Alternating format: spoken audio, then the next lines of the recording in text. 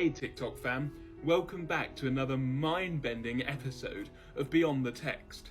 I'm Samuel Woodall, your guide to the world of deep thoughts and intellectual history.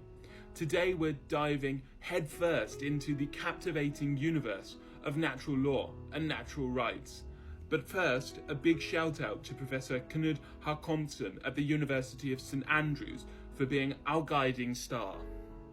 So buckle up, because today we're exploring the genius mind of Samuel von Pufendorf. This German legend reshaped how we see human society and the laws that keep it ticking. Let's unravel his ideas and see how they shook up the world of natural law. Samuel von Pufendorf, born in 1632, was not your average guy. He rocked the world of law, politics and history, studied in Saxony, and dropped some knowledge bombs at the University of Leipzig and the University of Jena. His masterpiece on the law of nature and nations dropped in 1672. Pufendorf expanded on the whole natural law gig and threw in some social contract vibes. Basically, he said there are some fundamental laws that govern how we humans behave. It's like an unwritten rulebook for life. And guess what? Pufendorf's brainwaves echoed through history, hitting up big names like Rousseau and Kant, and others who lit up the Enlightenment and gave birth to international law. Now, we could say that Pufendorf was a bit of a rebel in the social contract world. He didn't label humans as good or bad from the get-go. Instead, he was all about the need for laws to keep our societies ticking like clockwork. His focus, the universal presence of laws throughout history. But you might be asking, why did Pufendorf's ideas blow up? Picture this: Reformation, political chaos, religious shake-ups. The world was in turmoil, and Pufendorf's natural law swooped in as the answer to the madness. It shifted the focus from church doctrines to human connections as the glue holding societies together. But here's the kicker, my friends.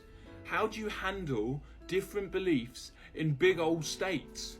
The Glorious Revolution of 1688 in England was all about toleration, showing how natural law had to adapt to the diverse beliefs in evolving societies. Pufendorf certainly stood out from the crowd, Hobbes and Locke, by seeing humans as sociable beings driven by reason. Unlike Hobbes, he believed positive rights come from the positive laws made by state legislators. Now, let's flip the script to Francis Hutcheson, another player in the natural law game.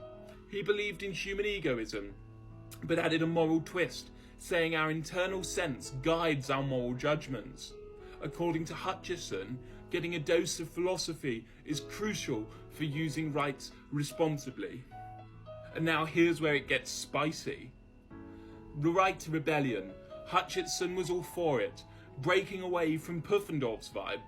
His divine providentialist approach, rooted in religion, sparked some rebellious attitudes in the 13 colonies. And guess what? Despite their differences, Hutcheson found some backup in Pufendorf's work. The contradiction shows just how wild and complex the thoughts were back then. Now, we're going to dive into the religious and secular sides of Pufendorf's work. Let's here broaden our horizons to colonial context. Think 17th century, when European reasoning and practices went global. The traditional narrative centred on mountains of thought got a shake-up thanks to Professor Hutcheson's contributive history concept, integrating the hills and the lowlands. We explored how ideas shaped the debates and discourses of the era. Pufendorf's work made us question the impact of colonial expansion on biopolitical systems. How did European laws affect non-European communities? Embracing a global intellectual history allowed us to challenge the Western narrative and rethink fixed categories in historiography. Now, let's jump from presentism to pluralism. We tackled the shifting approaches to history. Intellectual historians, listen up. It's all about observing the legacy and plurality of moments in the history of thought. but there's a challenge: the language being used.